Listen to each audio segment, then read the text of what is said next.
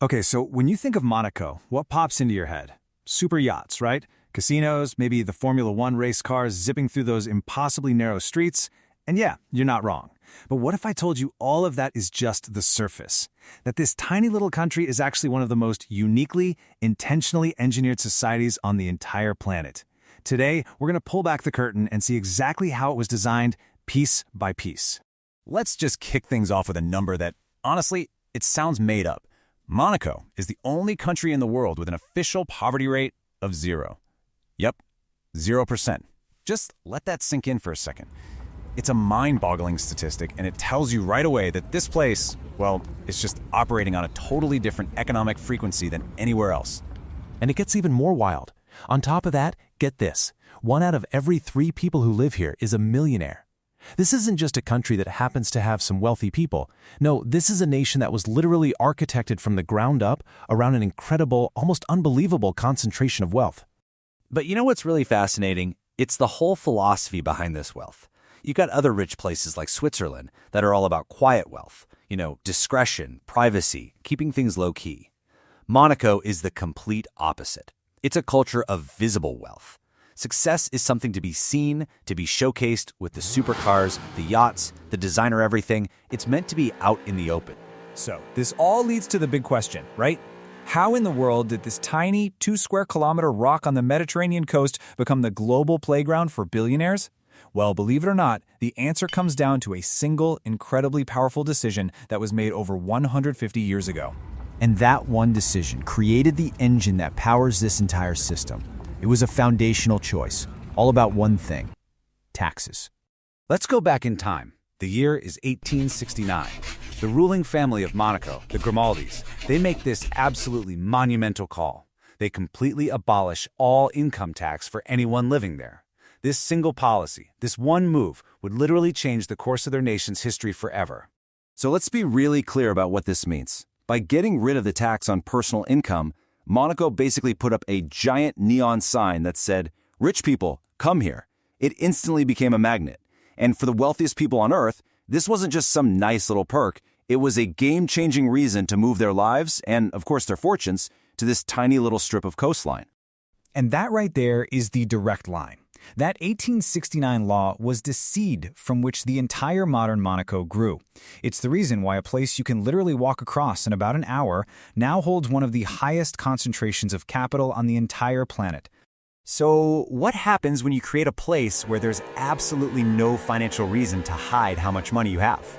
Well, a culture of celebrating it, of showing it, just naturally pops up. And this gave birth to all those world-famous icons of luxury that define Monaco's image today.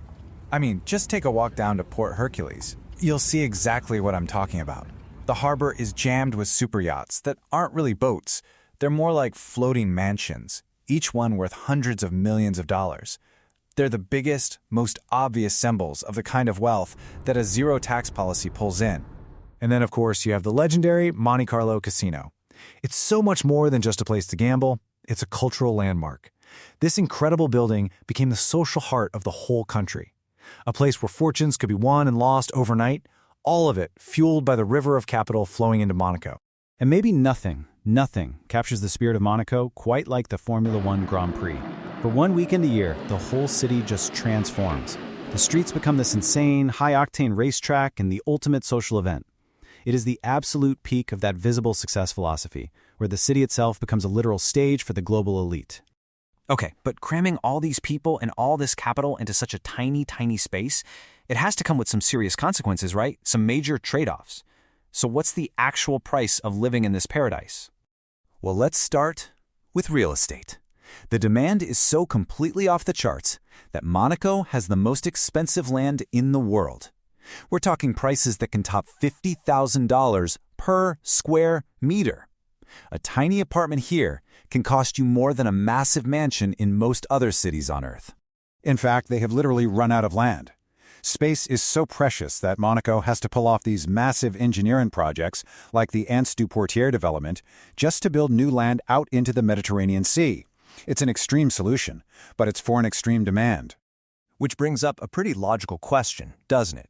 When you have this much wealth and this many high-profile people all packed into one tiny spot, how do you possibly keep it all safe?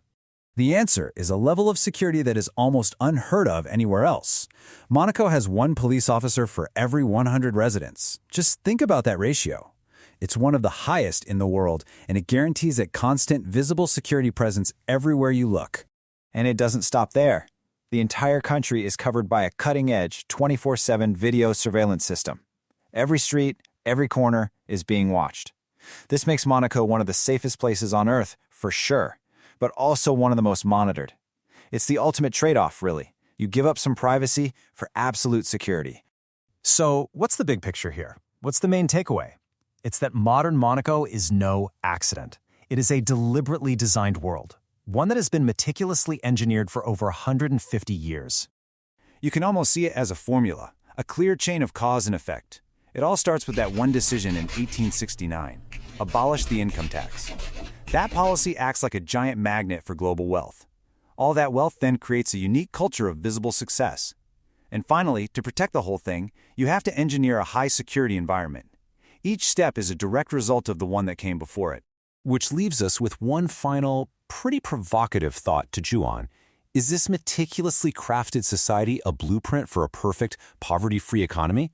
Or is it really just a beautiful, gilded cage built entirely on the foundation of a 150-year-old tax loophole? That's definitely something to think about. If you appreciate the finer details of a life well lived, like this video if you found it insightful, subscribe to Curious Minds, and turn on the bell icon to never miss an upload. Until next time, keep seeking the extraordinary.